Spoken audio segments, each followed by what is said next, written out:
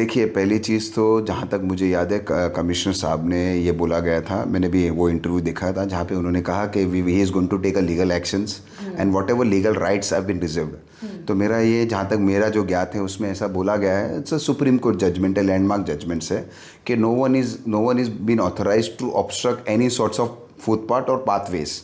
तो आज जो ये जो कंटेनर रखे गए हैं, चाहे वो बीजेपी ने रखा हो, चाहे शिवसेना ने रखा हो, जिसने भी रखा हो, XYZ, बट वो इलीगल है। इसमें हमको कोई दो राय लेने की ज़रूरत ही नहीं, क्योंकि कोई भी कंटेनर को रखने की परमिशन मेरे हिसाब से कोई नगर पालिका दे ही नहीं सकती है। और वो भी रखे कहाँ गए, फुटपाथ पे, जिनके लिए अभी नगर पालिका ने करोड़ों रुपया खर्चे करके गटर तोड़ के उनको ब्यूटिफिकेशन करने के लिए फुटपाथ बनाया, और उन फुटपाथ पे कंटेनर्स हैं। जहाँ तक मुझे याद है, थोड़े दिन पहले ऐसा भी बोला गया किसी नेता के द्वारा कि ये कंटेनरों में बहुत सारे कार्य किए जाते हैं, पब्लिक के लिए कार्य किए जाते हैं, पब्लिक डोमेन के लिए कार्यक्रम किए जा रहे हैं।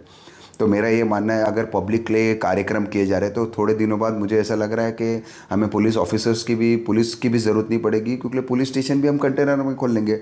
नगर पालिका की भी ज़रूरत नहीं, नगर पालिका भी कंटेनर्स में आ जाएगी। Are we allowing each and every person to settle their business in a way of container?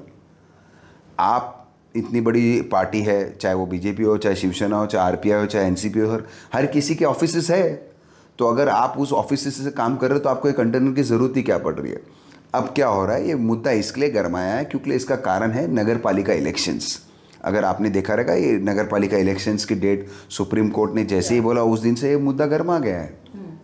और अगर देखा जाए तो जैसे कि हर कोई ये कहता है, और कुछ दिनों पहले हमने सुना भी था कि आम जनता भी अगर इसी तरह कंटेनर्स रखे, क्योंकि फेरी वालों को उठा दिया जाता है, या जिस तरह से फेरी वालों के साथ होता है कि उनके एमबीएम से उनकी ठेलों को लेके चली जाती है, तो अगर ऐसे फ्रूट वाले हो या सब्जी वाले हो, ये लोग भी कंटेनर रख के इसी तरह से बिजनेस करने लगे, फिर मीरा भाईंदर का नज़ारा कैसा होगा? मेरे हिसाब से फिर मीरा भाईंदर स्टेशन का नाम बदल कर कंटेनर सिटी कर देना चाहिए पहले तो।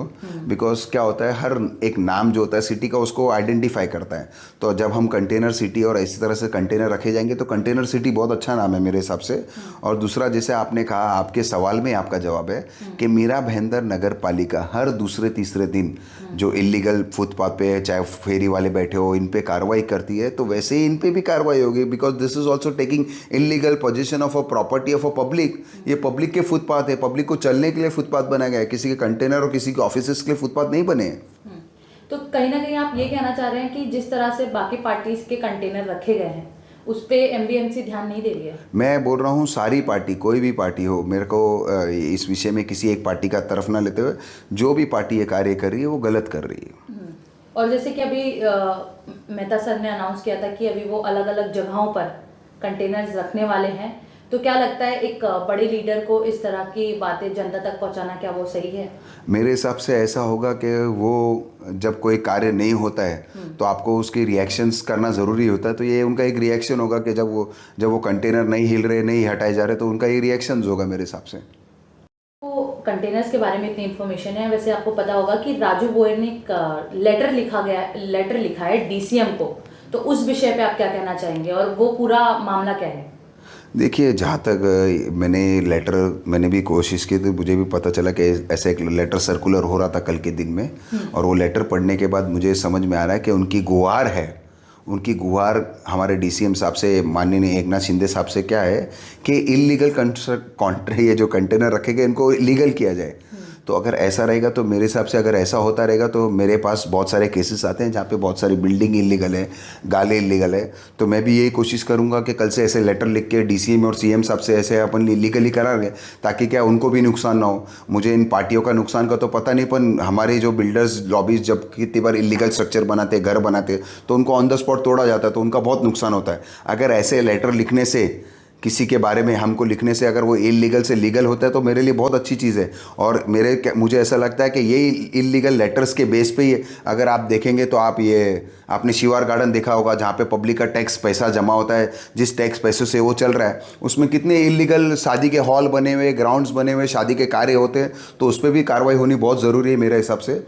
और जहाँ तक मुझे याद है, उस लेटर में एक और विषय छेड़ा गया है, जहाँ तक सवाल गया है कि नरेंद्र मेहता जी के खिलाफ इंक्वायरी करने को बोली गई है, लैंड एक्विजिशन के ऊपर, तो मैं तो चाहता हूँ कि शिवसेना पक्ष जिनने ये लेटर लिखा है उनको सबसे पहले याद करना चाहिए कि जब ये खासदार इलेक्शंस थे वो किन के साथ बैठे थे, किन की गाड़ियों में बैठे, किन की गाड़ियों में बैठ के हर एक वार्ड में जाके उन्होंने वोट मांगा और किन के वोट गुजारिश और मेहनत के बाद ये खासदार वहाँ से चुन के आए हैं। इनको भूलना नहीं चाहिए कि मीरा भाईंदर से, Mira Bhayandar, I am very specific again, Mira Bhayandar और भाईंदर वेस्ट ईस्ट से जहाँ पे हमारा 145 का क्षेत्र आता है, वहाँ से हाईएस्ट लीडिंग वोट से निकले थे नरेश मस्के साहब।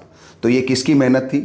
जब उनको याद नहीं आया नीति धर्म कि वो नरेंद्र मेहता जी के खिलाफ ये सब लिखे, तो ये सिद्ध होता है कि जब उनको इलेक्शंस में जब उनको हमारी ज़रूरत होती है वो हमारे साथ बैठे रहते हैं, और जैसे उनको ज़रूरत नहीं रहती वो एक काम करते हैं, वो कुर्सी को सरका के साइड कर देते हैं। और ये चीज़ अब भी नहीं, आप 146 में देखिए, आज 146 में जितने नगर सेवक हमारे भारतीय जनता पार्टी के कितने नगर सेवक हैं, उन नगर सेवकों की मेहनत कितनी थी कि आज उनके शिवसेना के जो आमदार जीत के आए उनको इतना बड़ा मार्जिन से जीत मिली है। तो उसमें भी बहुत बड़ा हाथ है हमारे भारतीय जनता पार्टी का। तो जब हमारी ज़रूरत है जब वो हमारे साथ है, नहीं तो जब हमारी ज़रूरत नहीं तो हमारे विरुद्ध है। तो ये सिद्ध होता है कि वो लोग का ये स्ट्रैटेजी, जैसे बोला जाता है ना कि वो जब ज़रूरत है आदमी को अपने साथ लेके घूमना है, तो उन्होंने घूम लिया। अब उनको ऐसे नगर पालिका के इलेक्शन जैसे ही डिक्लेयर हो गए तो उनको मेरे हिसाब से ये डर और भय है कि फिर से भारतीय जनता पार्टी मीरा भाईंदर की नगर पालिका के सत्ता हासिल करेगी और मेयर और deputy mayor Bharatiya Janata party के बनेंगे। तो ये डर और भय के कारण वो ये सब बौखलाहट में जो कार्य कर रहे हैं, कभी लेटर लिख रहे हैं, कभी कंप्लेन कर रहे हैं, ये सब उसी का कारण है।